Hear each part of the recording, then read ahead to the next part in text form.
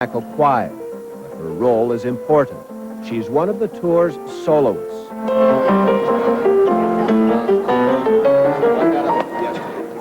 The trip is challenging. Little time to practice for keeping her fingers limber and tuned. Usually when you perform, you are very careful to get the right amount of sleep, and you just take everything else out of your life for a while before you perform, and this has just been so hectic.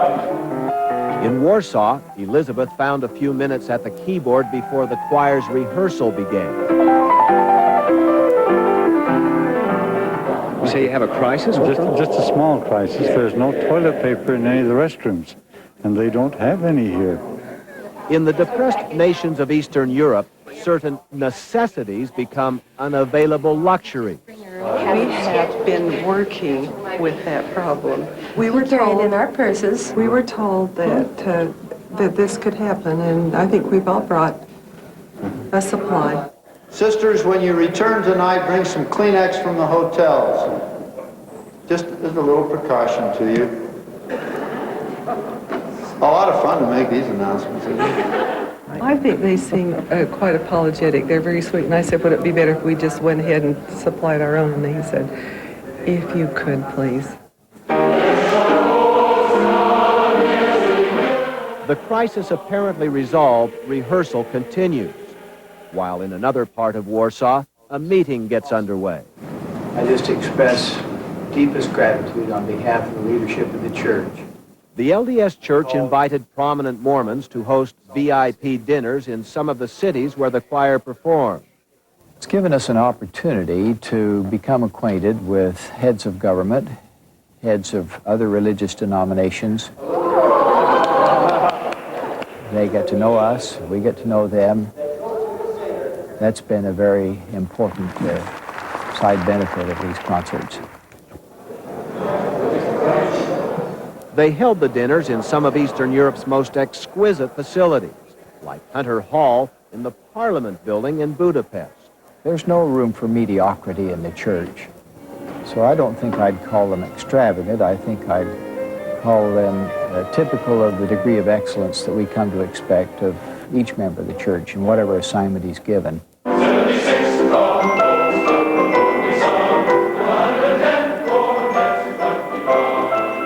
Still, the concert's greatest impact went beyond the halls where the choir performed. Broadcasting companies in most cities recorded the performance for playback later. Countless millions will eventually see and hear the Mormon Tabernacle Choir. The choir is the force, or the catalyst, if you want to call it, that helps to introduce the church to the mass media of these countries, where more people can learn about us in a relatively short period of time by watching the concerts.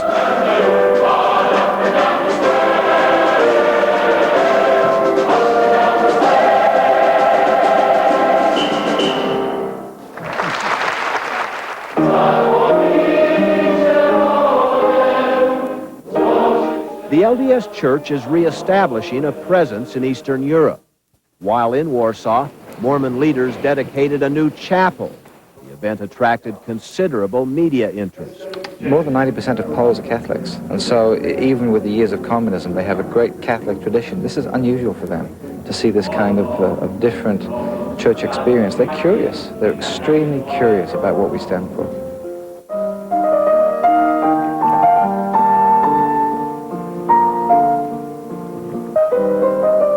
Despite little rest and rehearsal, Elizabeth Valentine flawlessly played her piano solo.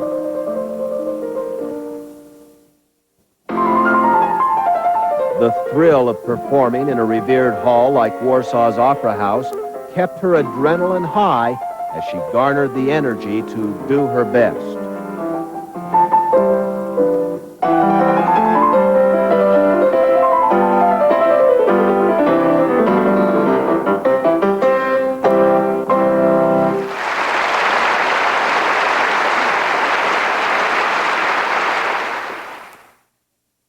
You know, quick, Corey, let's go quickly. Is there a stand out there for him?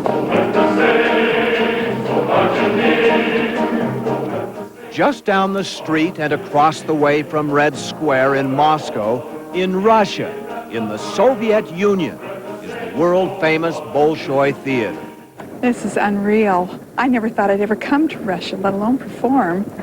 It's wonderful.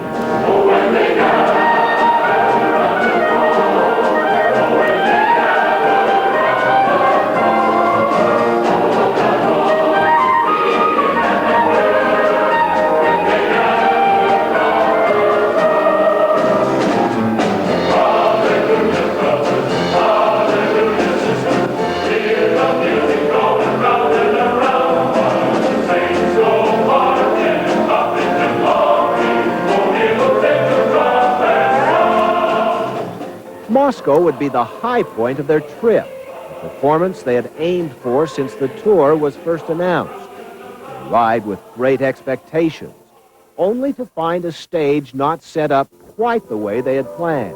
They had the choir way back on stage. The choir was supposed to be 25 feet forward with the shell, but it didn't work out that way. Acoustically, it's dead. There's no reverb in it.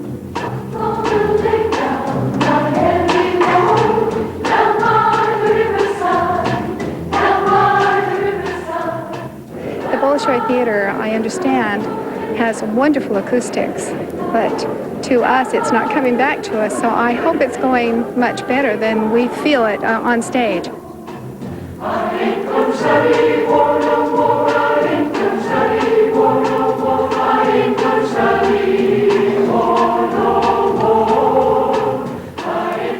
Despite the conditions, they went ahead with their carefully selected program, which included several songs of freedom. I'm gonna lay down my soul and shield down by the riverside. We got bold and tried to go as far as we could in discussing musically the elements of freedom without being so overbearing that we would be gilding the lily.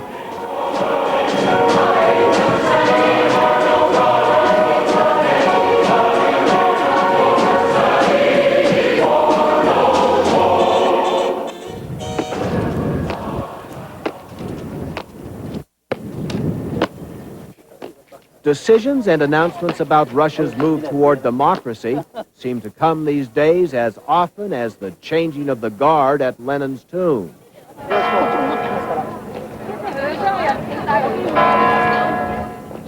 Mikhail Gorbachev is getting much of the credit. I think we all saw him at the same time. We were all standing there waiting. His office. And they put the Finnish president and his wife in the cars, and all the cars drive away. And and Gorbachev was just standing there with his wife and his security, and we're all going, well, how's Gorbachev? What does he do now, you know? And so then he stares at us. He just looks at us, and all of a sudden he walks forward across the street towards us, and we're going, Crowd's falling. Very charismatic man. Really? Yeah, he was very warm and friendly. Very friendly. And he's more handsome in person than I even imagined. Short. We extend to you a hearty welcome. As in other cities, Mormon leaders used the choir's appearance in Moscow to introduce the LDS Church to some of the country's movers and shakers. Among those present this night, the Vice President of the Republic of Russia. He announced the formal registration of the LDS Church in Russia. We wish to congratulate our honored guests and our comrades in that also here in the Russian land there are worthy followers of the sacred and needed work. Mormon missionaries were already working in Russia, congregations organized in several cities. But Rutskoy's announcement gave the LDS Church more formal status.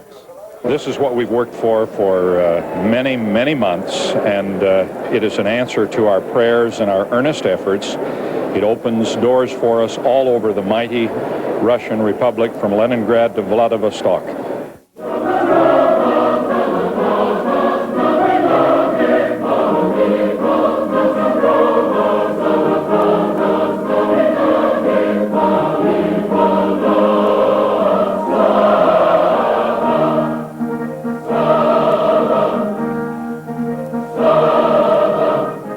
The Mormon Tabernacle Choir continued their program in the Bolshoi Theater, wondering if they were bridging the gap on the stage and somehow reaching the people.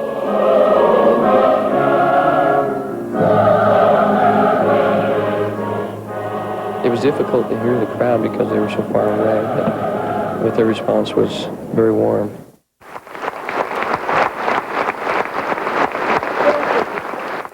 Warm, but not as overwhelming as in other halls.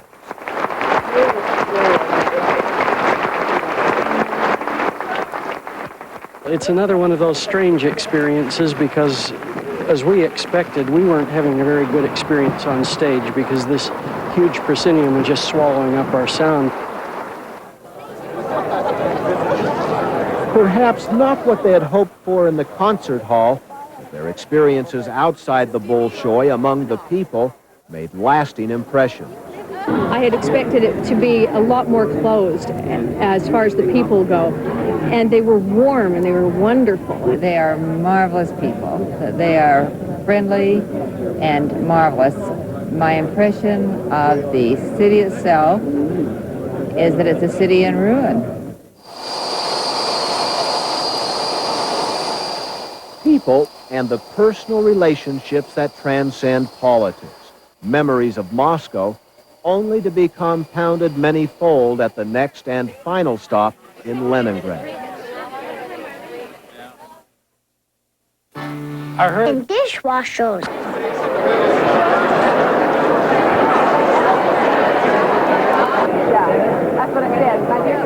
You could sense the excitement as rehearsal got underway in Leningrad's Philharmonic Hall.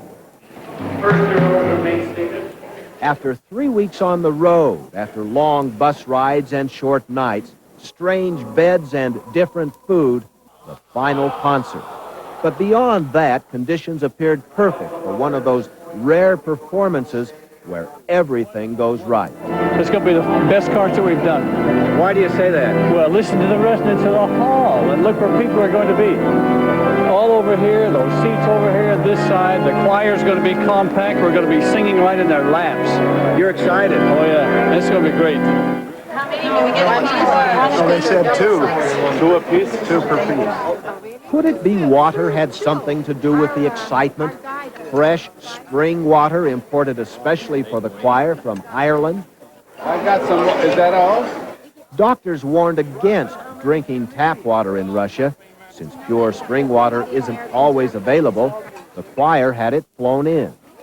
It arrived and was used by the choir in Leningrad. We think it arrived in Moscow, but was used by someone else other than the choir. The absence of good water in Moscow made its availability in Leningrad especially sweet. Singers need water. They don't sing well unless they have considerable water.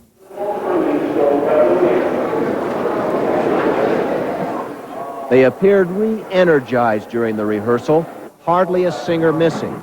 Doctors had warned choir leaders as many as 10% of the singers could be ill and unable to sing at any given time on the tour. We were kind of counting on that when we got to Leningrad because we had a smaller stage. But we had to do some really tough maneuvering to get everybody on stage because they were there in force and ready to sing. Pauline Maloney traveled to Leningrad from Massachusetts to hear the choir, but primarily to see her brother. Justin Pronsketis hadn't seen his sister in 47 years. Both were born in the United States, but the family returned to their native Latvia during the Depression. They became separated during World War II.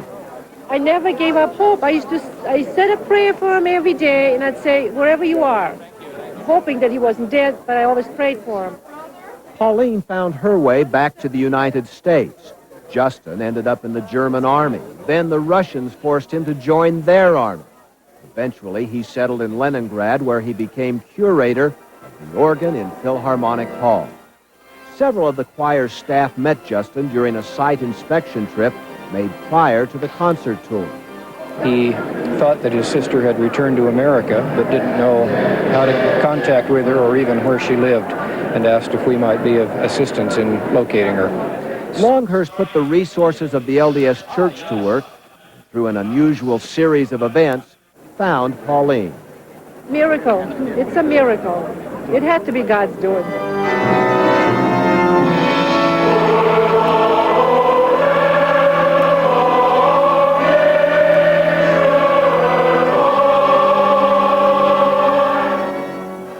Pauline and Justin sat in Philharmonic Hall with a couple of thousand other spellbound listeners as the Mormon Tabernacle Choir unleashed all its musical power.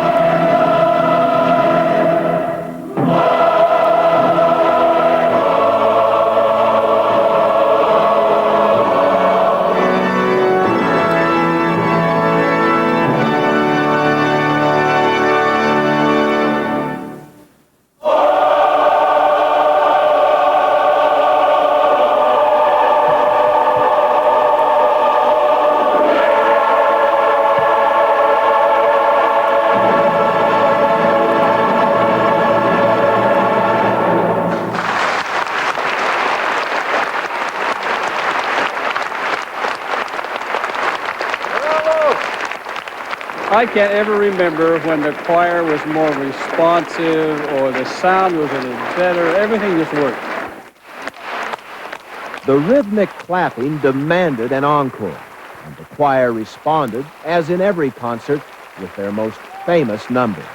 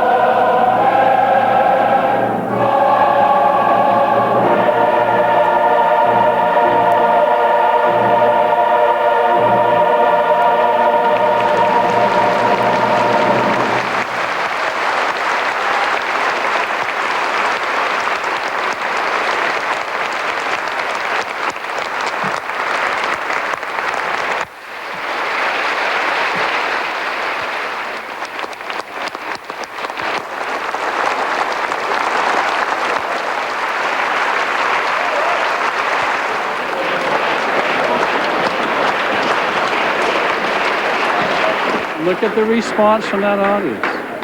You can't tell me that the choir didn't reach them, boy. To speak, but I would like. You're very wonderful singers. This is why we came, to see this kind of a reaction. I'm just thrilled. These are warm, wonderful people once they know who we are and we get acquainted. What a night, what a triumph for the choir.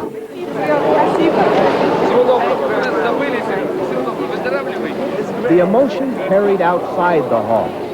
Hugs and conversations continued for another hour in the twilight of the midnight sun.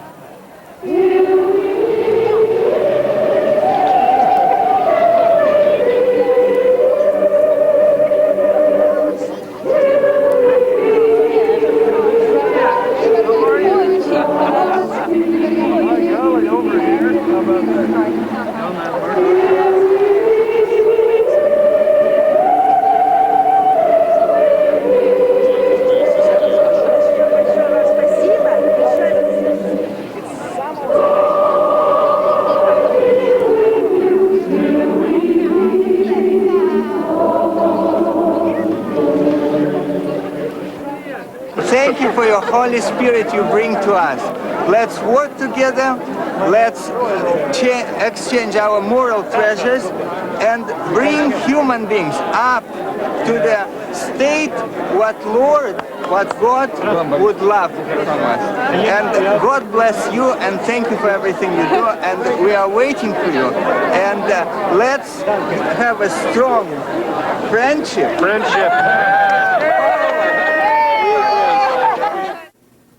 It's 7:57 and